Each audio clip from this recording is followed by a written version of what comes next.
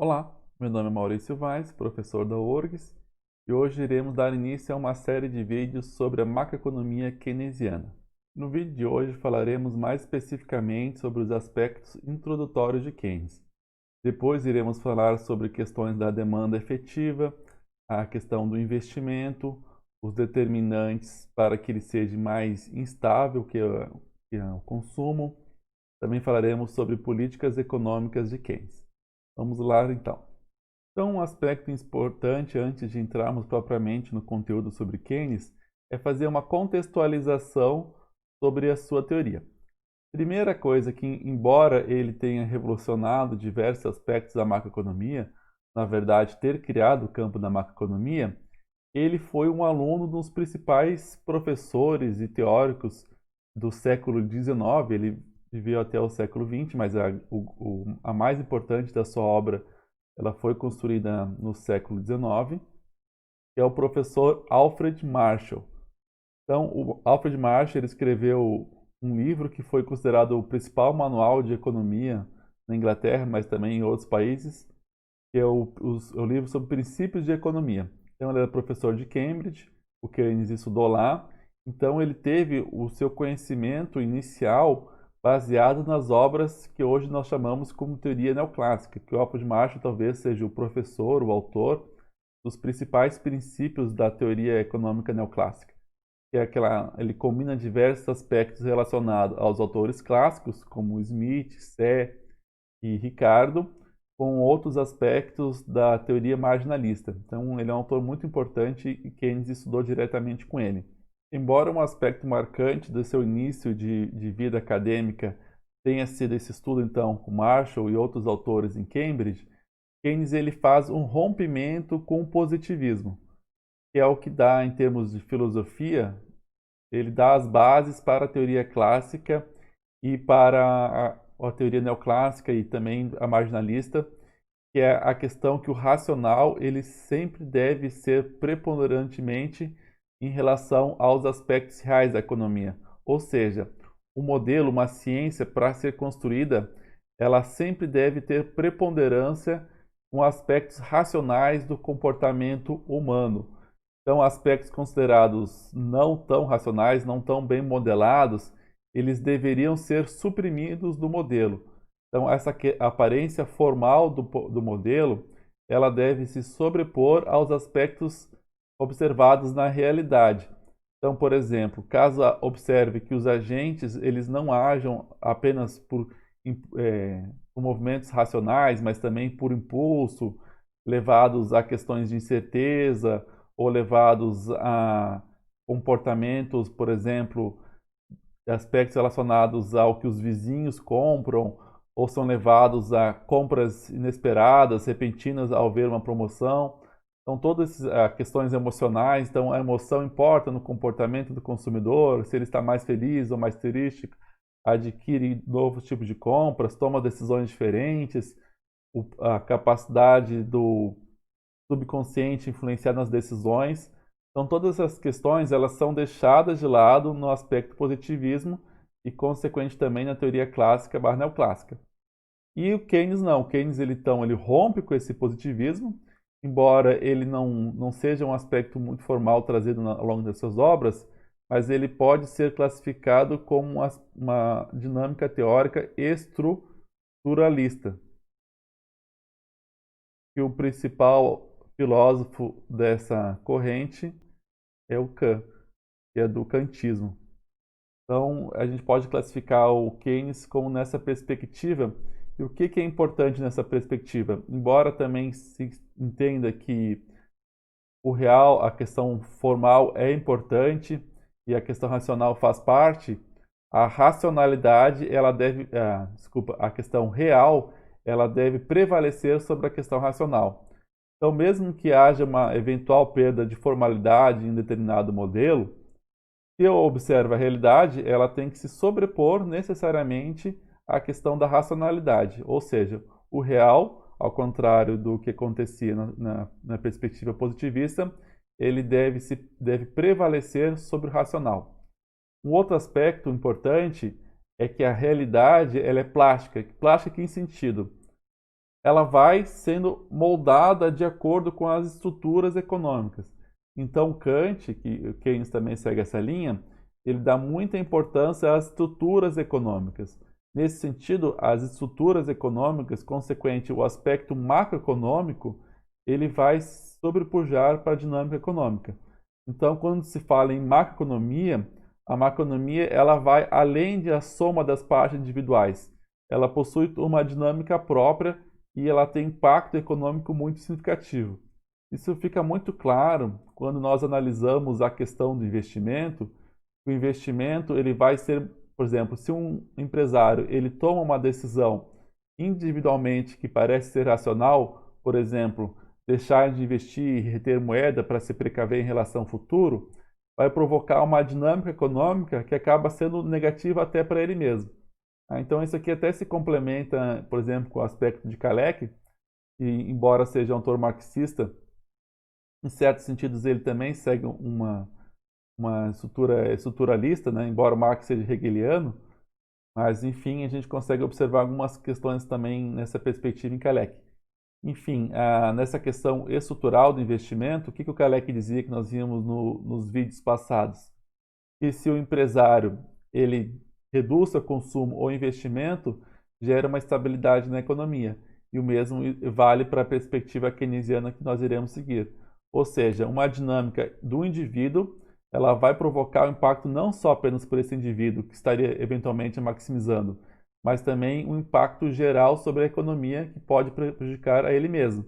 Por isso que essa questão das estruturas, a questão macro, ela vai acabar prevalecendo sobre essas questões individuais.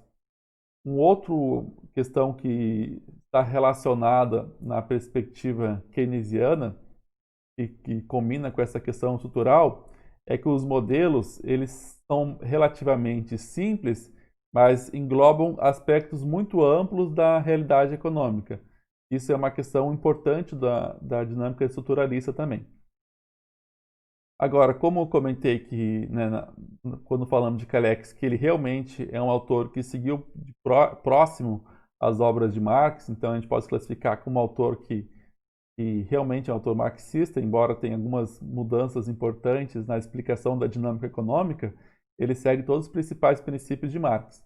Já Keynes tem diversos aspectos da sua teoria que convergem com alguns aspectos da teoria de Marx, principalmente, por exemplo, questões do papel da moeda para a dinâmica econômica, a questão da financiarização que está presente tanto para os autores marxistas quanto também por autores pós-keynesianos que têm uma certa raiz em comum na perspectiva de analisar o sistema financeiro e monetário, embora tenham explicações distintas. Mas, enfim, tem diversos aspectos na teoria keynesiana que se enxergam inspirações em Marx. Agora, ele, embora seja citado algumas vezes por Keynes, na maior parte dos aspectos o Keynes trata ao longo das suas obras em aspectos divergentes de Marx. Então, assim, não fica tão claro qual que é a importância da obra de Marx para a construção teórica de Keynes, mas sim algumas influências elas ficam bem claras ao se comparar as duas obras. Então dá para dizer assim que Keynes ele teve um conhecimento aprofundado da teoria clássica e neoclássica trazida por Marshall, mas ele tem bastante contribuições que vêm de outras leituras e suas próprias inovações. Agora falando em termos de contexto, não só teórico, mas também um contexto aqui mais temporal. Então, a sua principal obra, que é a Teoria Geral, ela foi escrita em 1966, ou seja, ela se dá no contexto de pós-crise de 1929, embora as suas primeiras obras já sejam ainda na década de 1920. Porém, esse rompimento com os principais preceitos da teoria clássica, embora já tenham iniciado em obras anteriores, como o do Tratado sobre a Moeda, ela rompe mais fortemente então, com todos os princípios da teoria clássica, essa obra a Teoria Geral em 1966, e também tem muitas obras muito interessantes que são posteriores à Teoria Geral, e algumas, inclusive, nós colocamos como bibliografia recomendada ao longo dos próximos vídeos, que enriquecem bastante a leitura de Keynes. Uma outra característica importante que distingue em relação à maioria dos principais teóricos e economistas, ele não era apenas um intelectual, ele também era um homem de política. Ou seja, ele exerceu diversos cargos em diversas instâncias do governo inglês, não necessariamente do governo, mas alguns órgãos relacionados ao Estado inglês também. Ou seja, então ele teve uma construção teórica em que ela foi sempre pensada na dinâmica tanto da Inglaterra como também em termos internacionais, levando sempre esse aspecto prático da realidade econômica. Então, por isso que também ele não poderia ser um autor tão positivista, né? Porque ele sempre estava em mente a realidade que se defrontava, né? Então, ele se encaixa mais numa teoria estruturalista mesmo, uma concepção estruturalista de filosofia da ciência. Então, ele participou de diversas decisões, inclusive do acordo de Bretton Woods, que foi feito um acordo dos Estados Unidos, principalmente aqui com a Inglaterra, que moldou a economia de 1900, do pós-guerra até o início dos anos 80. Embora tenha prevalecido as ideias de Wright, né, que era o representante dos Estados Unidos, muitas teve também influências de Keynes nesse tratado e alguns aspectos, como a importância, por exemplo, de controle de capitais, de uma taxa de câmbio fixa, mas com certas liberdades para fazer ajustes, também eram recomendações de Keynes. Mas, por outro lado, uma Câmara de Compensações Internacionais, que era proposta por Keynes, não foi mantida.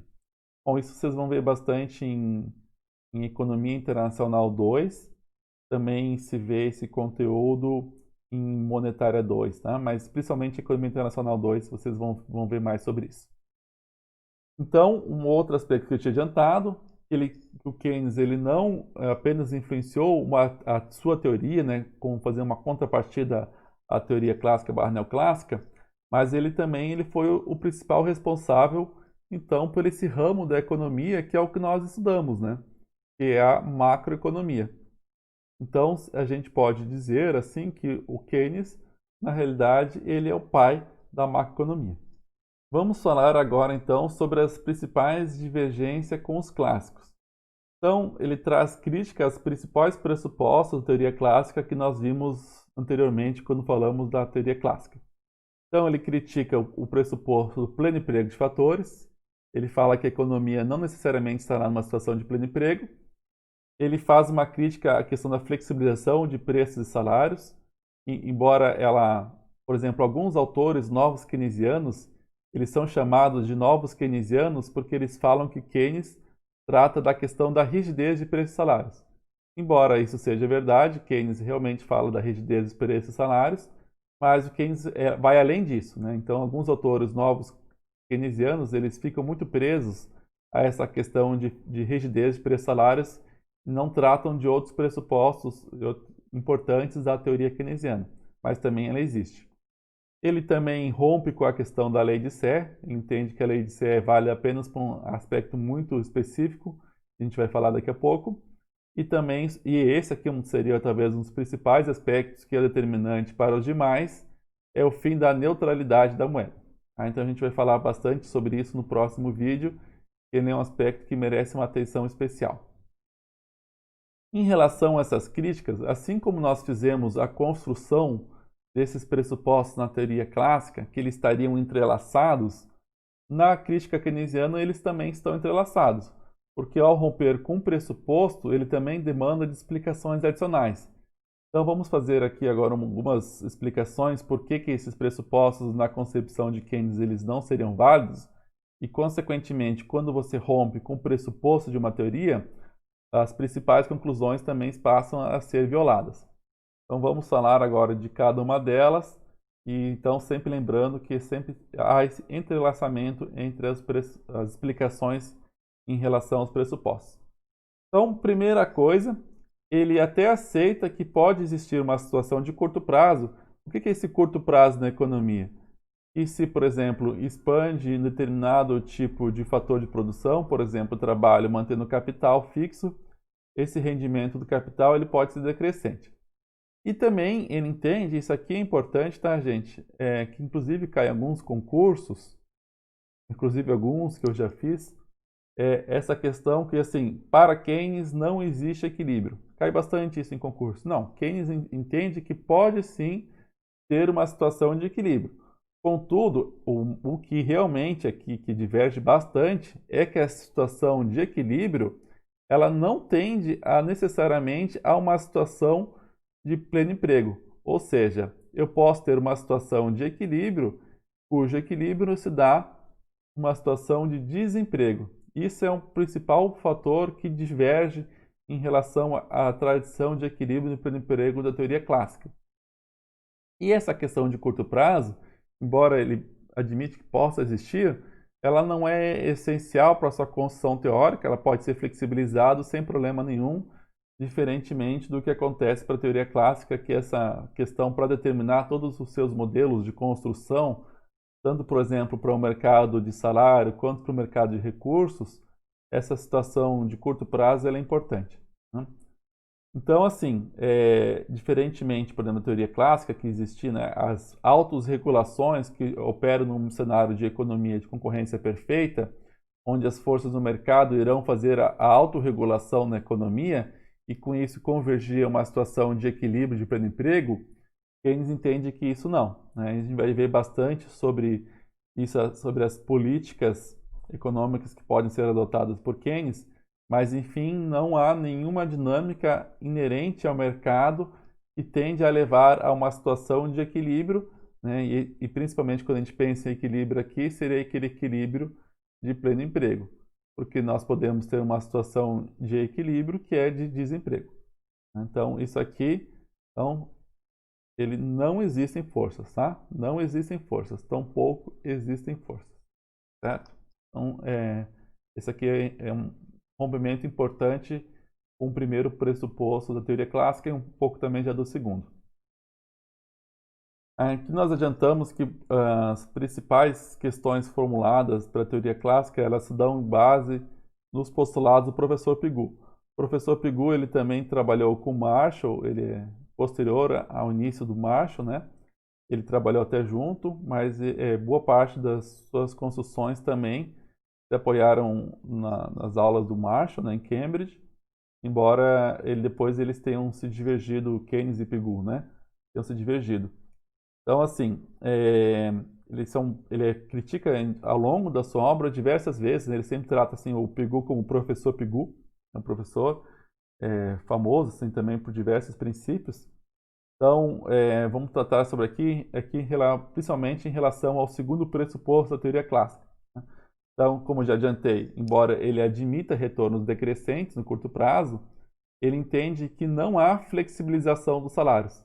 Na verdade, então, há uma rigidez nos salários. E, ademais, embora ele haja uma rigidez, ele entende que a flexibilização dos salários nominais não garante o pleno emprego. Por quê? Isso aqui a gente vai ver mais no próximo vídeo.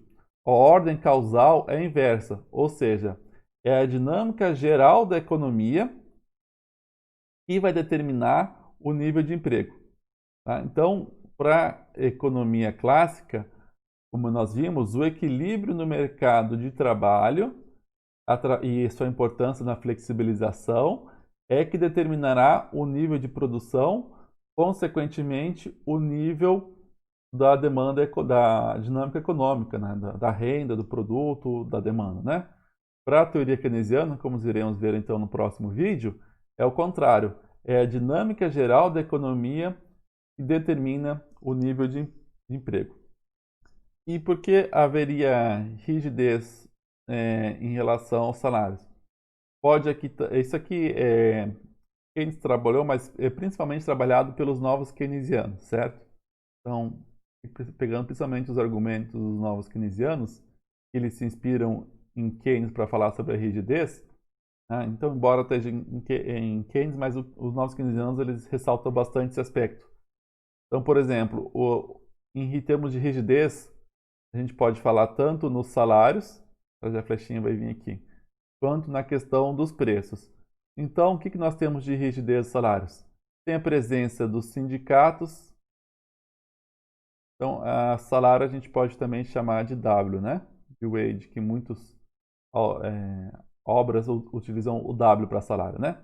Então, a presença de sindicatos, tem as questões das regulamentações, tem a questões dos acordos que são vigentes por um período maior de tempo.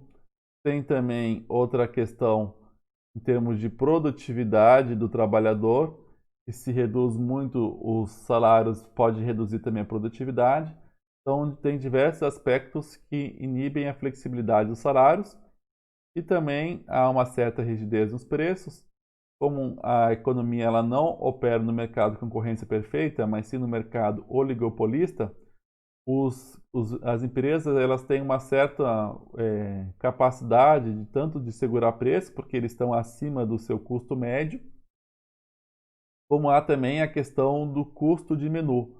Então, por exemplo, a economia para uma mudanças pontuais, pequenas, não compensa fazer uma alteração em toda a sua estrutura de preços, porque tem esse custo de menu. Então, o custo de menu, o que seria, né? Seria, por exemplo, no restaurante.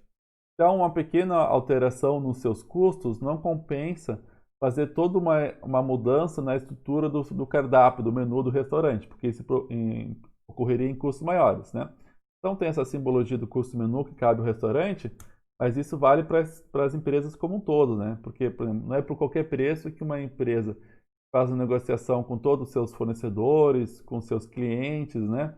Sejam finais ou secundários, vai mudar toda a estrutura de preço. Então, essas combinações de fatores fazem com que haja uma rigidez nos salários nominais. Mas mesmo que não houvesse, essa é a principal questão que se fala em relação a uma crítica que pode ser feita aos novos keynesianos, é que a questão do Keynes, o principal não é sobre a rigidez dos salários, mas sim é que mesmo que haja flexibilização dos salários, o fator determinante não é o mercado de trabalho em si, mas sim a dinâmica geral da economia, que se, por exemplo, reduzir o investimento, como iremos falar, reduz também a demanda geral na economia, consequentemente, há uma menor demanda por emprego. Então, não importando quão seja barato o custo da mão de obra, se não tem demanda para os seus produtos, as empresas não irão produzir, consequentemente, teremos desemprego em termos de mão de obra. Então, nesse sentido aqui, em relação ao segundo pressuposto, ele também diverge que o emprego ele vai aumentar o desemprego, vai reduzir a demanda por desemprego, caso os trabalhadores aumentem o pedido em termos de salário real, né? Então, primeira coisa, assim, que na verdade, na prática, né, os trabalhadores eles não estão conseguindo estabelecer um salário real. O que eles estão disputando? Eles estão disputando, na verdade, os aumentos nominais, já que o preço futuro ele será determinado pelo empresário. Então, os trabalhadores eles disputam os salários nominais, que se dá de forma ex ante. Aí, uma vez que os trabalhadores, né, aí depender da presença de sindicatos mais fortalecidos, de regulações trabalhistas, etc., conseguir fazer um acordo com as empresas do seu salário nominal, os empresários, após esses acordos, né, normalmente eles têm uma vigência de 1 ano, eles fazem os ajustes no preço. Então, esse ajuste no preço, ele se dá, perdi aqui os demais, mas vamos lá. Esses ajustes no preço, ele se dá de forma ex post. Tá? Então, os salários são determinados ex ante, no momento dos acordos,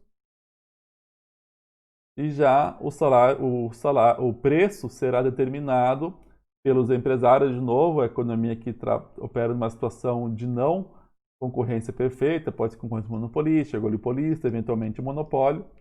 Então, as empresas elas têm capacidade de atuação no preço e esse preço então será determinado de forma ex post, ou seja, posterior aos acordos salariais. Consequentemente, o que eu quero dizer com isso? Os salários nominais são determinados por acordos entre empresários e trabalhadores, mas o salário real, de fato, é determinado apenas pelo empresário. Então, esse não será um fator determinante para o nível de emprego, reforçando será sim a dinâmica geral da economia. Então, quando o Keynes rejeita os dois pressupostos iniciais da teoria clássica, ele, aqui focando principalmente nesse último que falamos em termos de mercado de trabalho, passa a existir então a possibilidade de haver um desemprego na economia e o desemprego involuntário. Então, o que dizia a teoria clássica? Que não havendo interferência do governo fixando salários mínimos, não haveria desemprego involuntário, ou seja, todos os trabalhadores que aceitam o salário de equilíbrio do mercado encontrarão emprego. Já para Keynes, não. Então, mesmo que os trabalhadores aceitem o salário vigente, mesmo assim eles podem não encontrar emprego. Então, assim, o salário mínimo é tanto, ou mesmo que não existe salário mínimo, o salário vigente é de R$ 1.000. Aí tem gente querendo trabalhar, tem gente ofertando seu trabalho por R$ 1.000.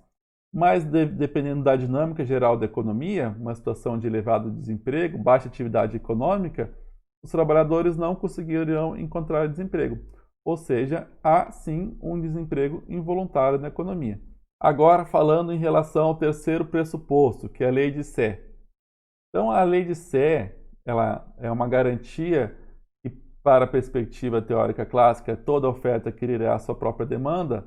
Para Keynes, essa lei de Sé ela é válida apenas para situações muito específicas da economia, onde a economia atuaria na forma de uma economia mercantilista, ou seja, onde há trocas apenas de mercadorias por outras mercadorias, ou em que a moeda é apenas um meio de troca. Então, as pessoas não demandariam moeda para reter na forma de ativo. Ela seria simplesmente eu pego um produto e troco por outro e a moeda tem essa função simples, né? Então, no caso da economia mercantilistas ou em economias cooperativas.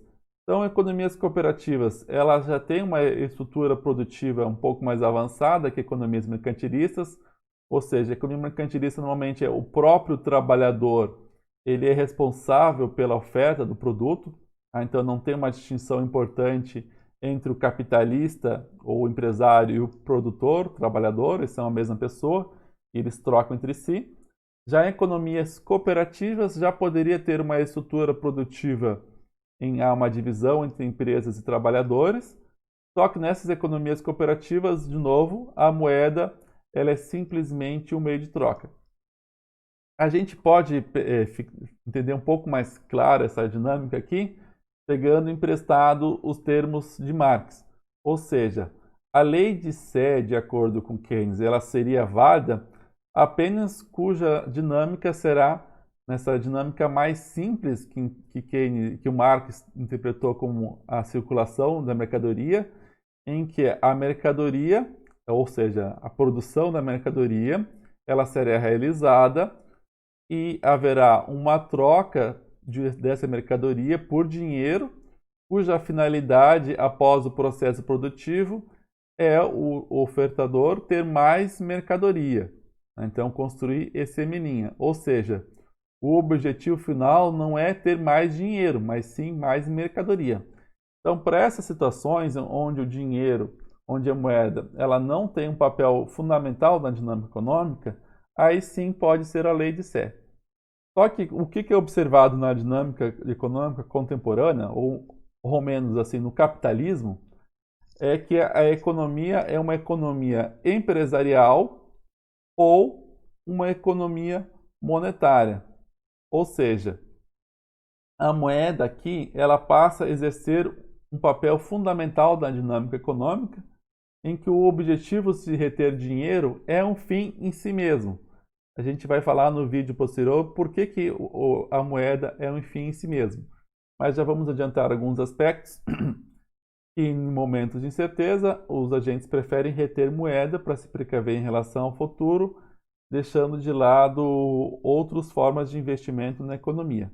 Então, quando nós operamos numa economia cuja dinâmica é a realização do investimento e da produção com adiantamento do dinheiro, e essa produção tem por finalidade, ao final do processo, então se contrata aqui mercadorias, né, os insumos necessários, contrata os trabalhadores, para ao final do processo o empresário ter mais dinheiro.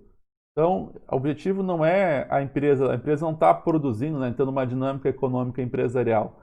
As empresas contemporâneas, elas não têm objetivo ao final do processo produtivo ter mais mercadorias. Não. O que elas querem é ter mais dinheiro. Então, eventualmente, até pode-se reduzir o M aqui não é de moeda, é M de dinheiro, tá? De mercadoria, desculpa. M de mercadoria para a gente pegar os termos de Marx. Então, o objetivo não é ter mais mercadorias. Então, por exemplo, são estruturas oligopolistas. Se uma empresa observa que para conseguir aumentar a sua margem de lucro, ela necessita produzir menos, que com isso ela consegue levar o preço lá para cima, já que não é concorrência perfeita, ela pode ter até mais dinheiro. Ou seja, eu posso até reduzir minha produção para aumentar meu D final. Então, toda a lógica econômica ela passa a ser bastante distinta quando nós falamos de uma economia empresarial ou economia monetária, né, são sinônimos, que são as economias como de fato elas funcionam, né, no capitalismo. Então aqui já adiantei, né, um pouco esse aspecto, e a gente vai repetir um pouquinho e depois vamos ter um vídeo dedicando mais a isso. Então, quando os agentes eles optam por reter seus ativos, os seus recursos em ativos líquidos, né? E qual que é o ativo mais líquido por excelência, né? É a moeda. Então, quando há uma fuga da moeda, dos ativos reais para a moeda, há um rompimento naquele fluxo circular que tratamos nos vídeos anteriores da economia clássica, onde toda oferta criava sua própria demanda. Por quê? Caso haja os capitalistas pegam esse lucro, o empresário pega o lucro, e ao invés desse lucro ser reinvestido, ele mantém na forma de moeda, você vai ter um rompimento. Então você vai ter um aumento da oferta. Então, um aumento da oferta que não vai ser acompanhado da mesma forma por um aumento da demanda. Então, isso não necessariamente vai acontecer. Então, quando não houver um aumento da demanda decorrente do aumento da oferta, poderá haver, né, o surgimento do desemprego na economia. Então, essa importância da moeda é fundamental para entender a dinâmica econômica de Keynes. Por isso que a gente vai tratar um vídeo bastante sobre isso. Então, divergente da perspectiva clássica, o fator determinante para o nível de atividade econômica são as decisões de gastos da sociedade. Então, numa economia inicialmente fechada e sem governo, o fator determinante é o consumo e o investimento. E eles que irão compor o nível da demanda e, consequentemente, essa demanda aqui, ela vai ser determinante para o nível do emprego e da produção.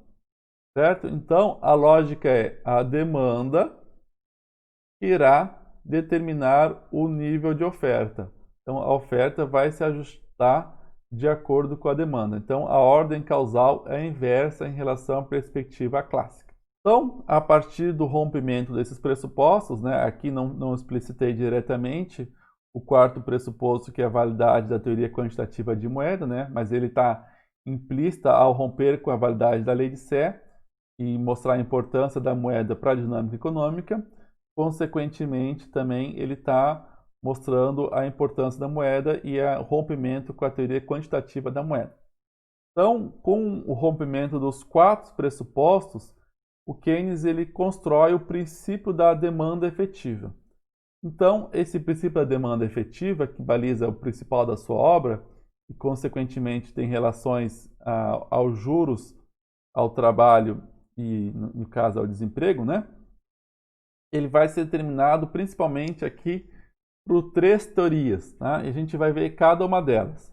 Então, no próximo vídeo, nós veremos sobre a teoria da determinação do nível de renda.